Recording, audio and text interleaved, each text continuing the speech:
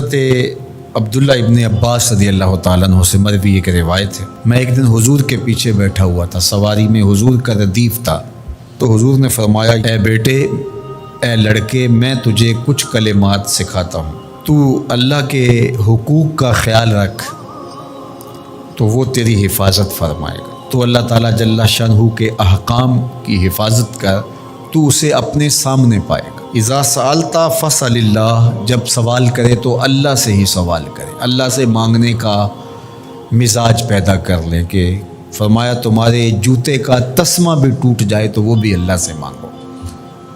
ضرور بازار میں جاؤ دکاندار سے، لیکن حقیقی طلب اللہ سے ہونی چاہیے۔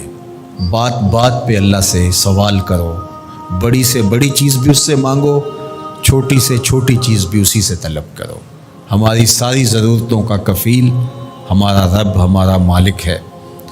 تو دوسری نصیحت یہ کی کہ جب تو استعانت طلب کرے، مدد طلب کرے تو اللہ سے ہی استعانت طلب کرے۔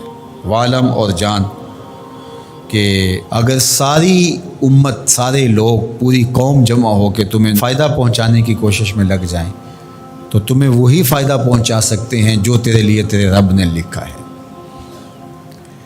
اور فرمایا وَإِنِ اجْتَمَعُوا عَلَىٰ أَن يَضُرُّوكَ بِشَيْءٍ، اور اگر تمہیں نقصان پہنچانے کے درپے ہو جائیں، لَمْ يَضُرُّوكَ إِلَّا بِشَيْءٍ قَدْ كَتَبَهُ اللَّهُ عَلَيْكَ، تو تجھے صرف وہی نقصان پہنچا سکتے ہیں جو اللہ نے تیرے لیے لکھا ہے۔ سارا زمانہ بھی مخالف ہو جائے، تیرا کچھ نہیں بگاڑ سکتا۔ ہاں، تیرے مقدر میں اگر کوئی چیز، کوئی بگاڑ لکھا ہے تو وہ ہوگا، اس کا ذریعہ وہ بن جائیں گے۔ تو اس لیے پھر اسی سے مانگو، اسی سے طلب کرو۔ رفعت الاقلام وجفت الصحف، جو لکھنا تھا اللہ نے لکھ دیا، لکھنے کے بعد قلم اٹھا لیا گیا اور جن صحیفوں پہ لکھا تھا وہ خشک ہو گئے۔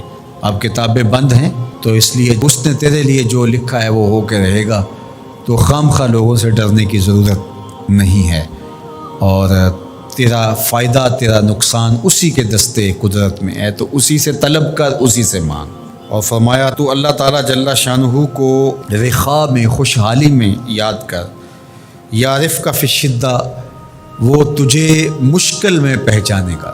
یعنی جو شخص خوشحالی کے دور میں اس کے پاس دولت ہے، صحت ہے، تو اللہ تعالیٰ کو فراموش نہیں کرتا، اللہ اس کی بدحالی کے زمانے میں اس کو فراموش نہیں کرتا۔ وعلم، اور جان، ان النصر مع الصبر، کہ جو مدد ہے وہ صبر کے ساتھ آتی ہے۔ وان الفرج مع الکرب، اور کشادگی جو ہے وہ مشکل کے ساتھ آتی ہے۔ وَأَنَّ مَعَ الْعُسْرِ يُسْرًا، اور سہولت جو ہے وہ مشقت برداشت کرنے کے بعد آتی ہے، تنگی کے بعد فراخی آتی ہے۔ پہلو مشکل پھر تمنا، پہلو کنڈا پھر پھول، شاید مگروں پہلو مکھیاں ڈس دیاں ڈنگ والیاں۔ تو یہ سب ہوتا ہے، مشکلات، تکلیفیں، آلام، مصائب، ان سب سے گزر کر کے آسانیاں آتی ہیں۔ خود حضور کی زندگی دیکھ لیجئے، مدنی زندگی مکی زندگی کے گزرنے کے بعد، طائف کے مراحل کو طے کرنے کے بعد آتی۔ تو ہم ڈائریکٹ اگر چاہیں مکی زندگی کو اختیار کیے بغیر اور طائف کی مشکلات اور سنگلاخ راستوں سے گزرے بغیر مدنی برکتیں حاصل کرنا، تو وہ نہیں پا سکتے۔ تو یہ اللہ تعالیٰ نے ایک نظام رکھا ہوا ہے۔